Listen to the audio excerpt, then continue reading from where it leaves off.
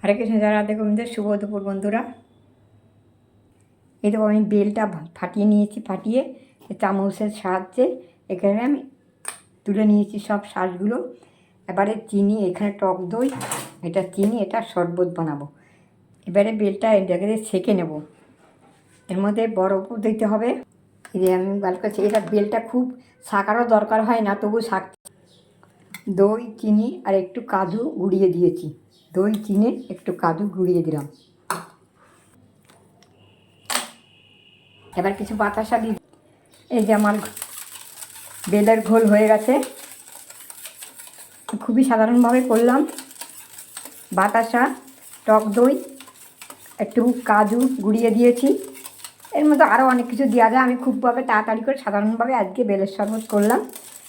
হরে কৃষ্ণ, জয় রাধে গোবিন্দ। তোমরা সবাই সুস্থ থেকো, ভালো থেকো। হরে কৃষ্ণ, জয় রাধে গোবিন্দ।